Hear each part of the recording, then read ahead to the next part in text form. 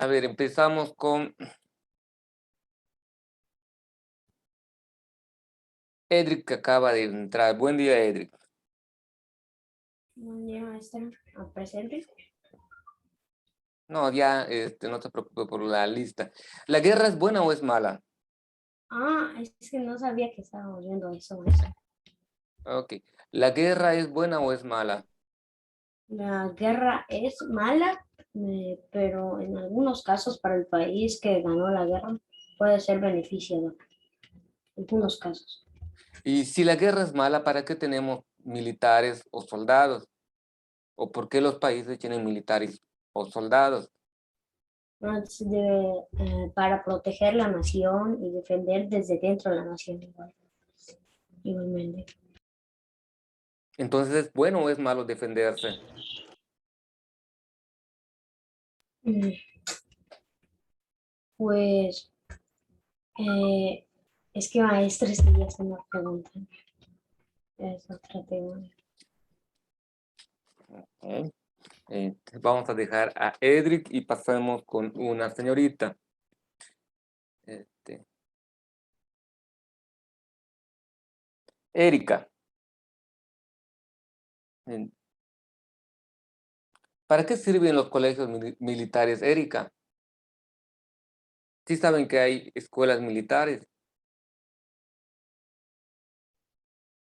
¿Para qué, ¿Puede repetir la pregunta, maestro, por favor? ¿Para qué sirven las escuelas militares?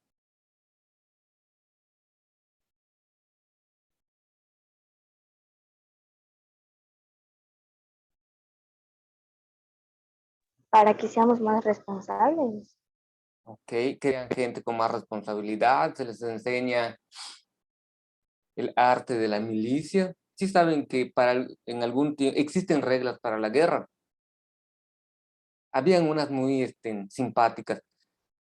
Antes de que existieran los armamentos de destrucción masiva, la guerra era cuerpo a cuerpo.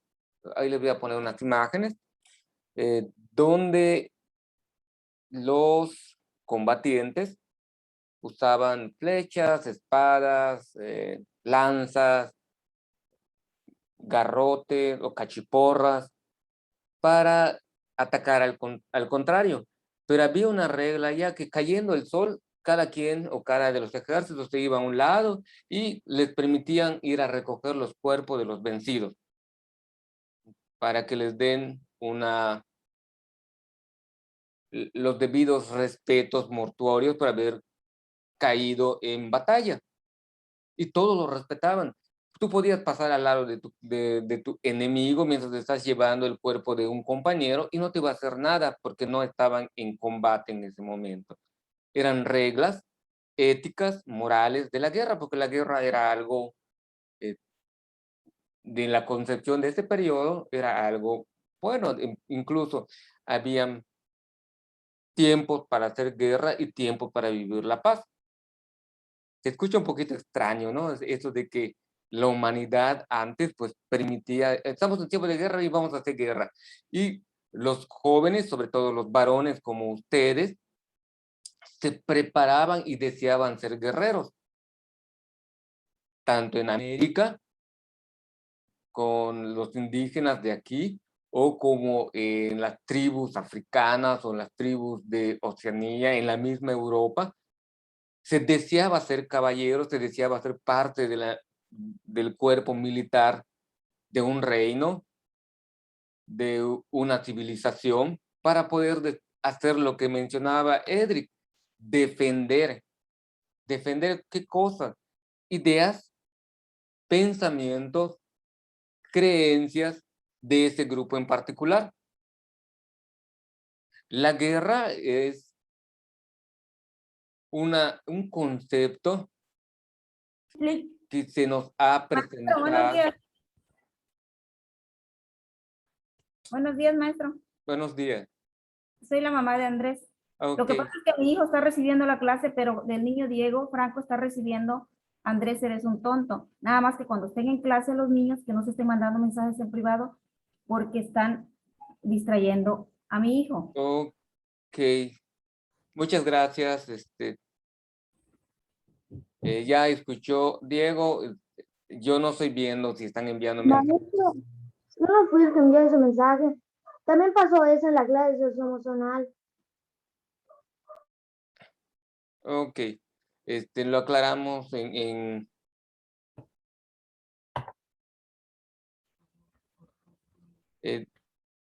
no estén mandándose mensajes unos a otros y por favor sean responsables unos a otros. No vamos a crear más conflictos de lo que hay. No estamos en el salón de... Diego, seguro que no lo mandaste tú porque no hay ningún otro Diego Franco y Andrés le aparecería que se lo mandó desde el que tiene el nombre ahorita y no hay otro Diego Franco Así es. en la clase, Diego. En el aparecería correctamente, como usted dice, quién es el que está enviando los mensajes. Así que, Diego, si usted está mandando los mensajes, pues puede tener dificultades. Y si no es así, Andrés, también usted puede tener dificultades porque no sería Diego el que está mandando los mensajes. Y si desde ayer me informó Andrés que uno de sus compañeros lo estaba molestando y les comenté o les hice este comentario de que por favor no estén utilizando sus herramientas para tomar clases como un medio distractor para tu compañero. Como regla, como norma, pongan de su parte ustedes y nos veremos en la necesidad de, si vuelve a ocurrir algo similar, hablar con sus papás de ustedes directamente. ¿Sale?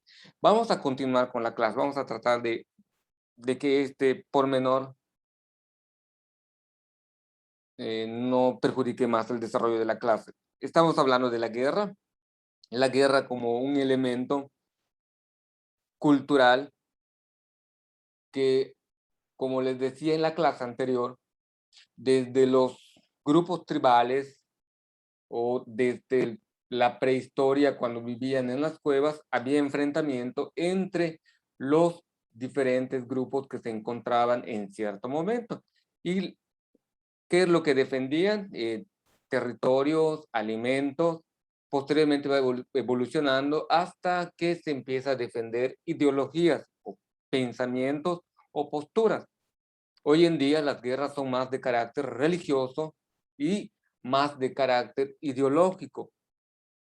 Una ideología económica, una ideología política, es decir, cómo se debe gobernar a la sociedad o cómo o qué religión deben tener en cierto territorio del mapamundi.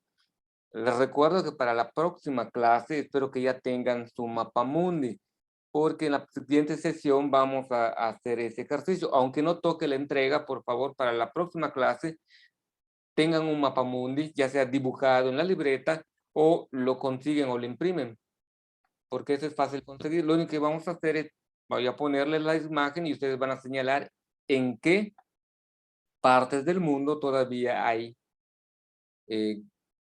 situaciones de conflicto y vamos a distinguir entre guerras internas y guerras externas. Eso no lo olviden para la próxima clase de historia que va a ser el martes. Tener su mapa mundi. Les decía que la guerra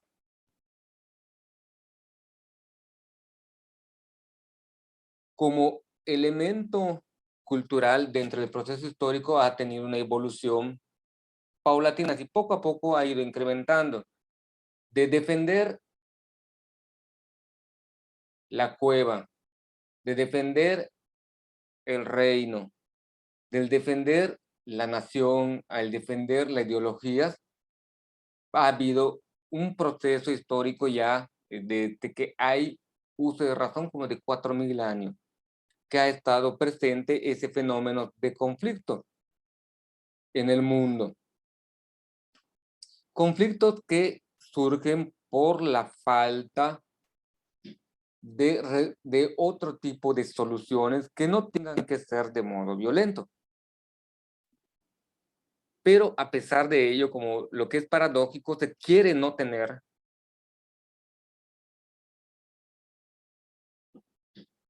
un una solución donde ocurra violencia, pero aún seguimos teniendo esas prácticas. ¿Qué prácticas? Los países siguen comprando armamento. Los países superdesarrollados siguen creando armamentos. Unos los compran, otros los venden. Con el armamento que compran los países en vías de desarrollo, pudiesen utilizar esos recursos para poder tener mejores hospitales, mejores escuelas, mejores servicios. Pero en vez de invertirlo en ese desarrollo de la sociedad, lo invierten en defensa. Y algunas veces esa inversión es utilizado contra su misma población que está descontenta. Es un circulito vicioso. La gente sufre la pobreza y se rebela. Los que están en el poder tratan de detener a los que se están rebelando invirtiendo ese recurso del Estado. Por otra parte, los que se están rebelando tratan de conseguir recursos y tratan de conseguir armamento por medio de extorsión, robo, venta de recursos de modo ilegal, ya sea naturales o ya sea recursos de procedencia ilícita, llámese drogas. En los países africanos roban diamantes y con los diamantes compran armamentos. En el caso latinoamericano son drogas. Cocaína, marihuana es cultivado y vendido a los Estados Unidos o intercambiado por armamento. Y sigue esta escalada de violencia. Esto es con cuestión de la guerra. En las últimas clases ya vimos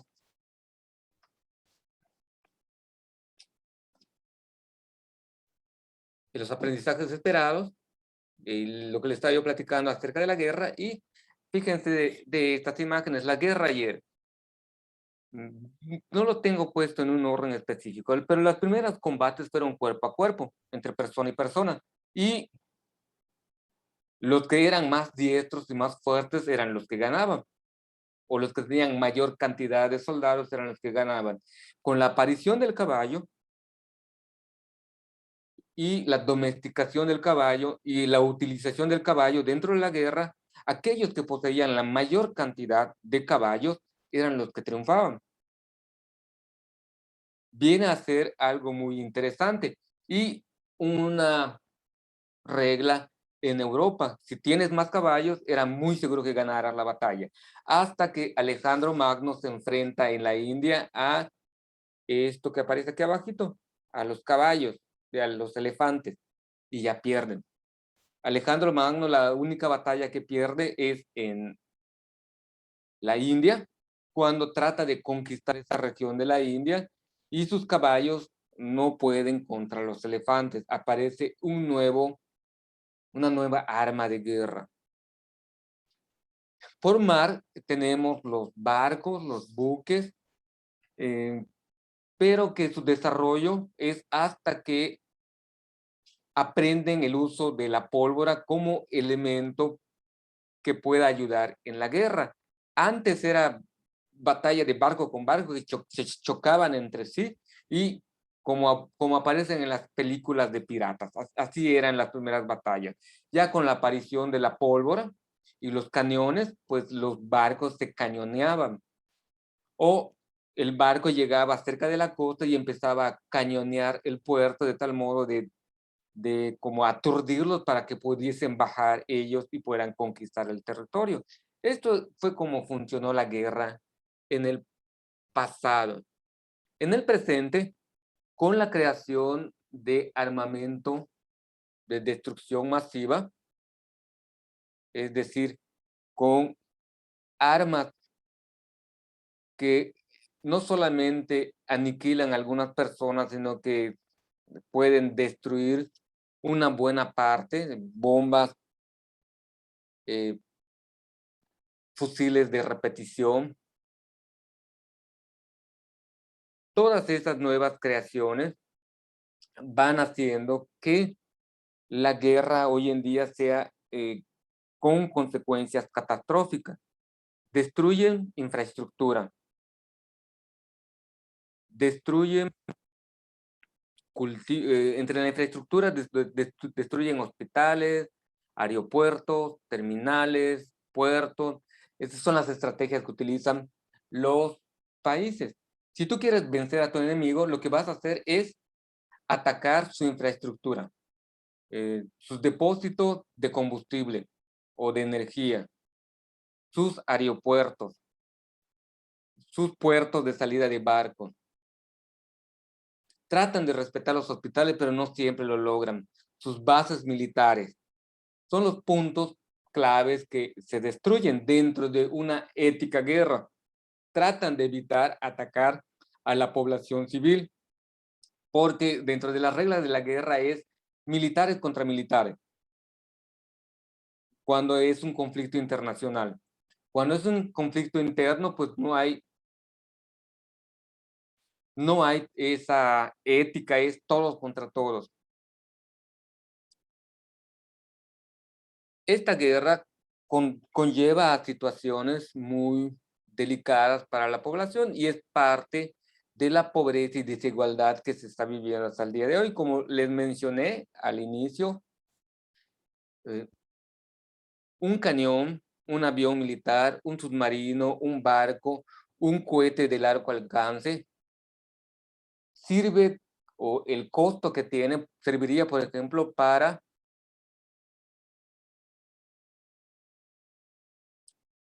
poder cubrir un mes completo para una escuela o para construir 2 o 3 salones. Pero en vez de eso se van consiguiendo armamento.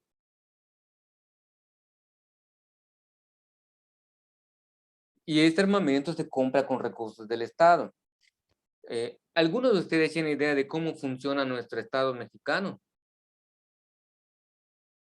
en cuestiones de economía? ¿De dónde agarra el dinero el presidente para sus obras? ¿De los impuestos? De los impuestos. ¿Y de dónde salen los impuestos? De las personas. Básicamente, las empresas pagan un impuesto. Por tener su empresa en territorio nacional, pagan una parte al gobierno. Los trabajadores pagan impuesto que se llama, es un ISTP, impuesto al salario retenido. Se les quita una parte de lo que deben de ganar, se les quita una parte para enviarlo a la federación. ¿Y ustedes pagan impuestos? Adolescentes. ¿Sí o no? No. No, Indirectamente, sí. ¿Quiénes de ustedes tienen recursos y compra? Si tú vas a una tienda y compras un refresco, ¿saben cuánto de impuesto tiene? 16%. Porque es lo que pueden consumir ustedes. Es decir, si tu refresco vale 10 pesos, 1.60 de tu refresco va a ir para el Estado, para que administre ese dinero. Y si compras una fritura que te cuesta 15 pesos, serían 2.3 pesos que se iría al Estado. Cada vez que compran algo en alguna tienda, cada vez que consumen algo, tiene un impuesto. Una simple pluma, un celular tiene mucho más impuestos y hay productos que tienen mayor cantidad de impuestos que otros. Y habían otros que no tenían impuestos. Por ejemplo, los alimentos y las medicinas no tenían impuestos. Hoy en día hay un pleito de que si les ponen o no les ponen impuesto a los alimentos. Pero es así de cómo se hace de recursos los que gobiernan el Estado. Y no nos preguntan a nosotros, los ciudadanos, si estamos de acuerdo con la cantidad de recursos que utilizan para la defensa o para la compra de armamento. Y esto es que de cierto modo nosotros también estamos formando parte de este estilo de vida. como comentó su compañero al inicio.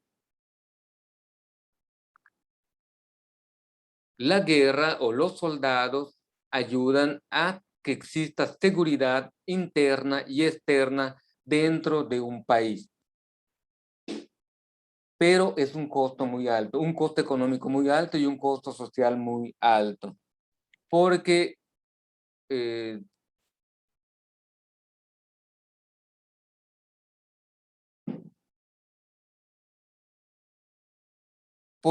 perdón, es un alumno de tercer año está pidiendo acceso. Están confundidos, pero es el segundo alumno de tercer año que pide acceso.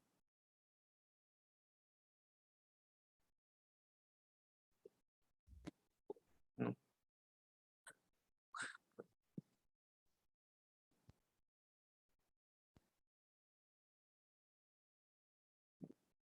Disculpen. Miren, no quiero que piensen ustedes que estoy en contra de las cuestiones o la presencia de militares en nuestra sociedad, para nada. Nada más que quisiera que reflexionen, porque pues, posiblemente tienes algún tío, algún amigo, algún familiar que sea militar.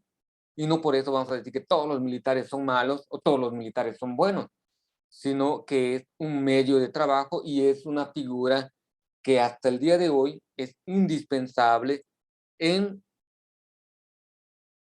para garantizar la paz social dentro de los estados nacionales. Hasta el día de hoy no han encontrado otro medio para poder resguardar la seguridad de un país, si no es por medio de la figura de soldados. ¿Cuántos soldados?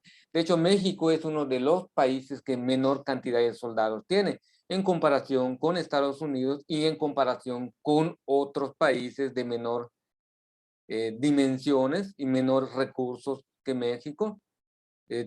Tienen mayor cantidad de militares. En México está en el intermedio, pero aún así creemos, yo que estoy de la cultura de la paz, considero que no debe ser tanto, pero sí existe un peligro de que si invaden a México por un país con mayores recursos de armamento, es muy probable que pierda, como pasó en 1964. Imagínense, el país Guatemala, que es muy pequeñito, que está bajito de México, estaba en posibilidad de ganarle la guerra a México. Estaban a punto de estar en guerra. Afortunadamente no se dio esa guerra y México iba a perder.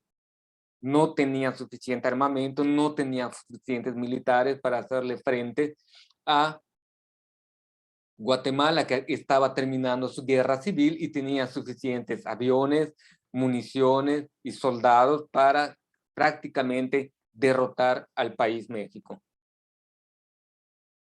Afortunadamente no se dio, si no seríamos México guatemaltecos. La actividad consiste, ¿qué es lo que me va a enviar el día de hoy? Con tus palabras, escribe para ti qué es la guerra. De todo lo que ya dije, hagan un pequeño resumen o investiguen ustedes qué es la guerra, pero traten de hacerlo personal. Yo pienso que la guerra, yo creo que la guerra, yo opino que la guerra, que empiecen así su oración. Que se vea qué es lo que ustedes piensan acerca de la guerra. ¿Sale?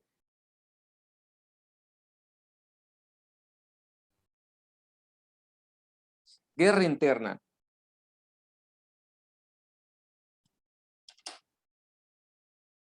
Johan, ¿puede leer qué es la guerra interna? Guerra interna. Se denomina guerra interna a cualquier enfrentamiento bélico cuyos participantes están formados comúnmente por dos ejes políticos distintos. Su característica más común es que el conflicto armado se desarrolla en un mismo país, enfrentándose entre sí personas de un mismo lugar, ciudad, pueblo o comunidad, defendiendo generalmente dos ideologías o intereses distintos. Muy bien, gracias, Johan. Ejemplos de este tipo de guerras serían las guerras civiles de España en 1910 aproximadamente empieza la Guerra Civil Española. Durante la Primera Guerra Mundial, los españoles estaban en guerra civil, estaban divididos entre los republicanos y los independentistas. Gana en la fracción de lo que se conocerá posteriormente como el franquismo. En Estados Unidos está la Guerra de Secesión o la Guerra Civil estadounidense entre los sureños y los del norte. Los del sur defendían la esclavitud, los del norte estaban en contra de la esclavitud por razones contrarias. No crean que los del norte eran, qué maravilla, vamos a dejar en libertad a la gente, ¿no? Lo que pasaba en el norte se había industrializado, con la revolución industrial habían creado nuevas fuentes de trabajo, pero no tenían mano de obra.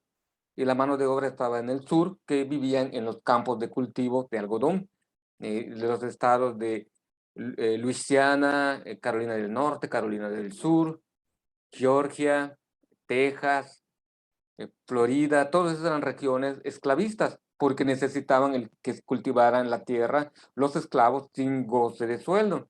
Y los del norte necesitaban manos de obreros para la industria del acero, para la industria de la confección, y entran en un conflicto y se dividen.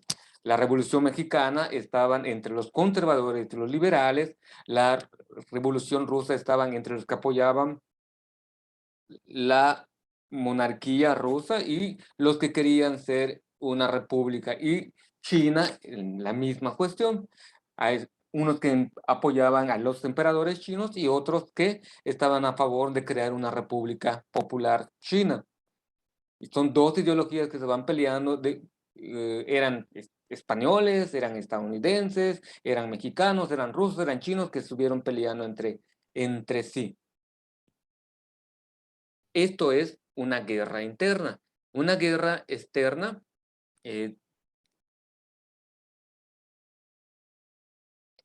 Evelyn, lea por favor.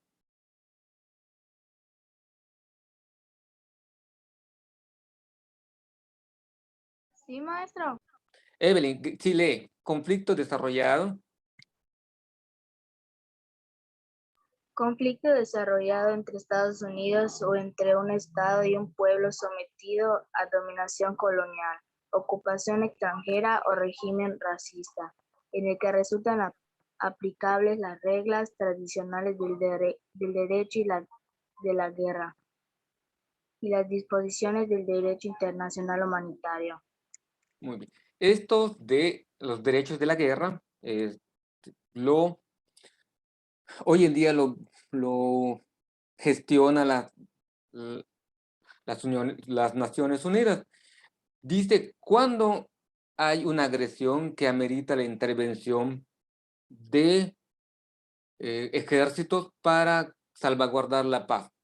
Cuando se está violentando algún derecho humano, cuando se está violentando algún derecho de alguna población, pueden defenderse con armas. A eso se refiere, es lo que les decía al inicio, o les trataba de decir al inicio, acerca de la moralidad de la guerra. Hay situaciones en que es recomendable defenderse. Algunos conflictos internacionales, la Guerra de los 7 años entre Inglaterra, Francia, España, Portugal, Austria y Dinamarca, que entran en guerra. Y lo veremos también a su debido tiempo. La Gran Guerra, la Primera Guerra Mundial, que casi toda Europa se involucra, menos España porque estaba en su guerra civil. La Segunda Guerra Mundial, que países de Asia, África, América y Europa entran en conflictos, y la guerra árabe-israelí, donde el país Israel se pelea con todos los países árabes, Egipto, el Líbano, entre otros más que entran en conflicto. ¿Vale? Por el día de hoy hemos acabado con esta cuestión de la guerra. En la próxima clase no olviden su mapa mundi para poder posicionar dónde todavía existen guerras el día de hoy. Ya pueden desconectarse e irse a su siguiente clase. Pasen buen día, mucho gusto. Bonito día, maestro. Hasta luego. Yo, maestro. Adiós, maestro. Adiós, adiós.